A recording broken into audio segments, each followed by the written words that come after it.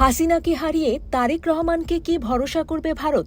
শেখ হাসিনার দীর্ঘ ১৫ বছরের দুঃশাসনের অবসান হওয়ার পর এই প্রথম আরেকটি নির্বাচনের পথে এগোচ্ছে বাংলাদেশ। নতুন বাংলাদেশে আর আড়াই মাস পরেই জাতীয় সংসদ নির্বাচন। এই নির্বাচনে অংশ নিতে পারবে না কার্যক্রম নিষিদ্ধ ঘোষিত শেখ হাসিনার দল আওয়ামী লীগ। ফলে এবারের নির্বাচনে দীর্ঘ ১৭ বছর পর দেশে ফেরা তারেক রহমান বেশ ভালো ফলাফল অর্জন করতে পারেন বলে ধারণা করা হচ্ছে। যে শেখ হাসিনা তারেক রহমানকে দেশ ছাড়তে বাধ্য করেছিলেন, সেই তারেক রহমানই এবার বাংলাদেশের নির্বাচনের অন্যতম আকর্ষণ। তারেক রহমানের নেতৃত্বে বিএনপি জোটের সঙ্গে জামায়াতের নেতৃত্বাধীন জোটের মধ্যেই মূল লড়াই হবে বলে মনে করা হচ্ছে। তারেক রহমান দেশে ফিরেই তার প্রথম ভাষণে তার অগ্রাধিকারের কথা চিন্তাভাবনায় স্পষ্ট করে দিয়েছেন।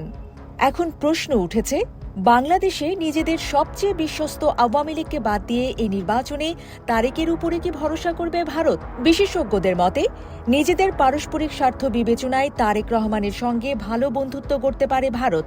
ভারতের সাবেক পররাষ্ট্র ও অর্থমন্ত্রী যশবন্ত সিনহা বলেছেন, তারেক রহমান উদারপন্থী মনোভাব নিয়ে ভারতের সঙ্গে বন্ধুত্বপূর্ণ আচরণ করলে বন্ধুত্বের হাত বাড়াতে পারে ভারতও।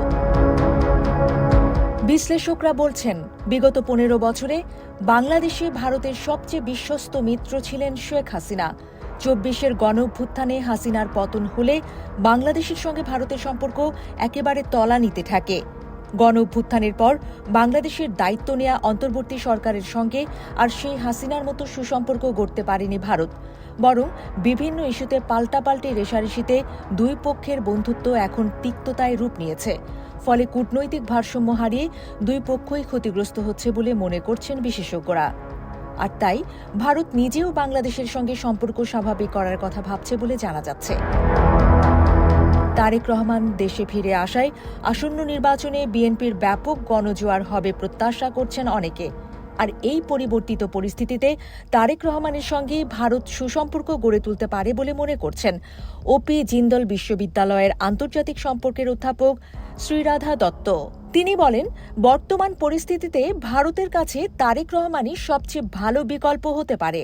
কূটনীতি বিশেষজ্ঞ ও প্রবীণ সাংবাদিক প্রণয় শর্মা বলছেন, অতীতে বিএনপি যখন ক্ষমতায় ছিল তখন ভারতের সঙ্গে বাংলাদেশের সম্পর্ক মসৃণ ছিল না, বরং প্রচুর সমস্যা ছিল। তবে মনে হয় এখন বিএনপিও শিক্ষা নিয়েছে। ভৌগোলিক ও অর্থনৈতিক দিক থেকে দুই দেশের সুসম্পর্ক জরুরি।